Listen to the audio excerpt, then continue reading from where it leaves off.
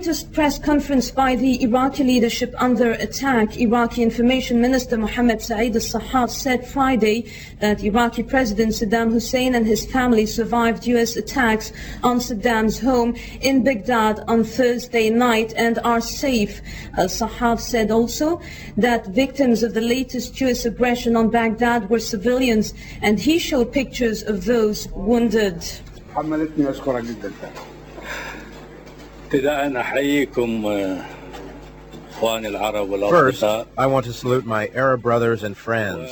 Some of you may want to know why the Minister of Interior Affairs is appearing with his weapon in front of unarmed journalists. You may be asking why I am appearing in front of you with my protective gear, my weapon, and my machine gun. Iraq's leadership and the Iraqi people swore to God, swore to Iraq and its leader, that we will not let go of this weapon until the day of victory. My colleague, Mohammed al-Sahaf, is not carrying a machine gun, but he is carrying a smaller weapon because his duties require him to work with you. So, he may not need a machine gun at this moment, but the Minister of Interior Affairs needs one at all times. The Iraqi people swore to carry this weapon. My 12-year-old carries this weapon, and it is as tall as he is. We made a promise of honor to sacrifice our families and children for the great leader Saddam Hussein, his family, and for Iraq. That vile Bush Jr. and that vile Blair sent their mercenaries to burn Iraq. We do not want to kill the American or British people. We don't want that. Iraq does not have a problem with the American people. However, yesterday, they received the first response, as you know. 12 of them were killed. The U.S. sent their people to this fire zone for no reason. It is as if Bush is in a boxing ring. He wants to fight with Iraq for no reason. But if God is willing, you will see victory for sure. However, some of you may ask, what type of power are you relying on? And what forces are you talking about? The Americans have a Navy fleet, tanks, planes, and transatlantic missiles. But I invite you to look at the resisting Palestinian people who are fighting U.S.-made weapons with rocks.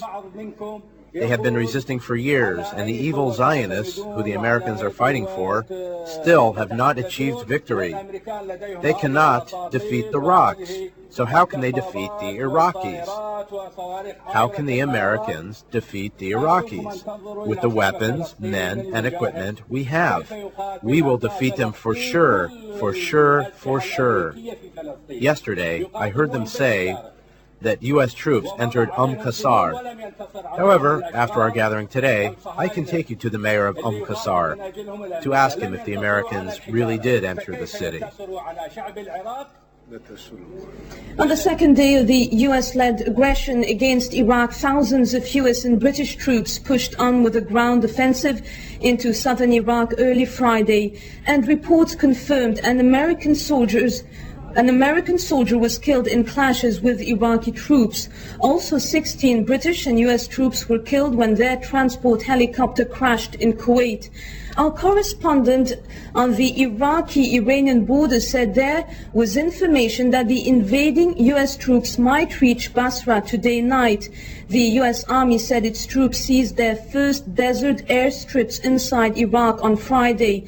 Baghdad was meanwhile recovering from a second round of cruise missiles attack late on Thursday that left some 37 civilian wounded.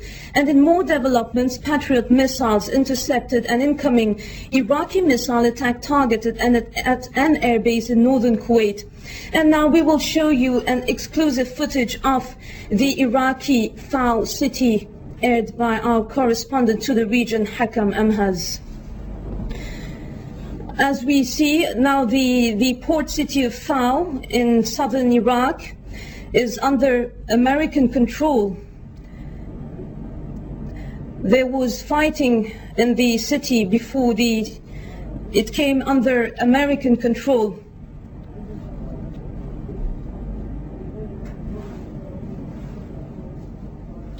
Other reports say that Americans are controlling the air.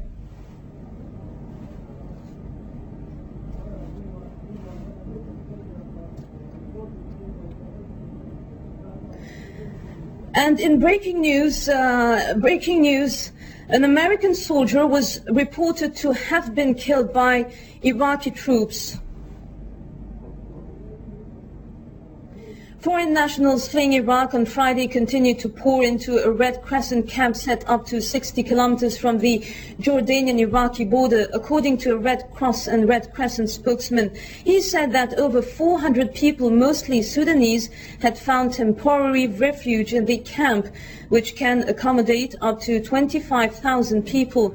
There were also a few Somalis, Egyptians and Chadians, and that 20% of those transiting through the camp before being sent back to their home country were children.